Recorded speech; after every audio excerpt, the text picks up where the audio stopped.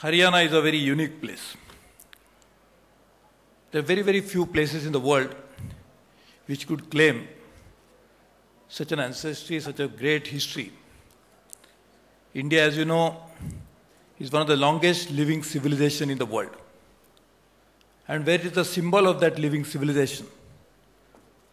Most of the documented history and some not so well documented traces that to the state of Haryana.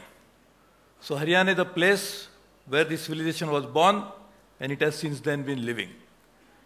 So that's a rich history. As you heard just now, a very huge contribution to the present growth of the country.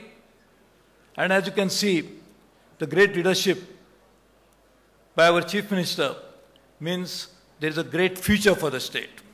So it's a unique combination of a great past, amazing present, and a very promising future. So we are all here in such a great place, and therefore I am very sure that this particular summit will be a beginning of a new chapter, a new growth trajectory for the state of Haryana. I am indeed very lucky that I represent this state into the Parliament of India. So I must really thank the people of Haryana, the legislators of Haryana, for electing me from this state. So I am really proud to be a public representative of Haryana into the Parliament.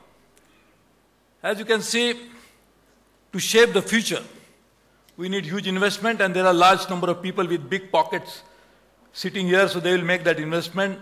And the private sector-led growth is something that we really need for the country. And we have such great industrialists, entrepreneurs from different parts of the world also here. So what is the job of a ministry like mine? What we have to do is to make sure that we invest little bit of money into the future growth of the country by creating infrastructure for the state. The recent budget of the railways, which was presented only 10 days ago, we have decided to make huge investment into the Haryana, and that would actually bring in new connectivity. The Industries Minister, Mr. Sharma also, the Chief Minister, Captain Abhimanyu, and many others have been actually working with us to make that happen. So this investment will bring in new connectivity. But to hasten this process further, I am very happy that when our Prime Minister talked about cooperative federalism, we actually took a next step forward. We decided to make joint venture with the states, first time in India, to create rail infrastructure, sharing ownership of that infrastructure with the state government. I am very happy to say that those 16 states responded to this endeavor. One of the first states which came forward, the Honorable Chief Minister came and said, I want to sign this agreement first. So Haryana is the first state which is now going to work with us as partner to create a joint venture company in which we will develop the railway infrastructure in the country. So we'll do that very shortly, and we'll try to operationalize this SPV, a joint venture company, in the next few days itself. There are many other opportunities which private sector can participate with us. One of them is a station development. India has 400 railway stations with huge eyeballs and also great opportunity because there are almost 7 billion footfalls every year. So just imagine the opportunity for the railway station redevelopment. So I am knowing the good entrepreneurs sitting here, they should look at this as an opportunity. What we could do, also bring in the state government as a partner along with the railways.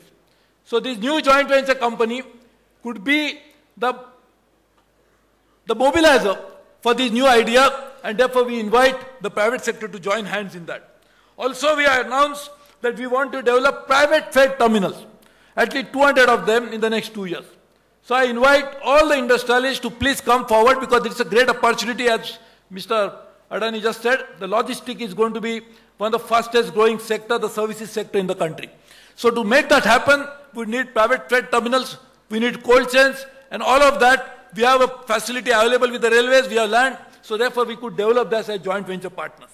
Also, I look at the opportunity which we have been discussing with the state government, how to bring in integrated transport solution for urban transport, for intercity transport, and therefore our Honorable Finance Minister has been also telling me, why don't you work on this? So we I have been discussing with the Honorable Minister for Urban Development, Venkaiah Naidu, and we'll make this happen as a reality in the next few days' time.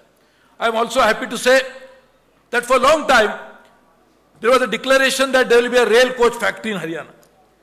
There was a time when people felt that declaration of a project is a project in itself.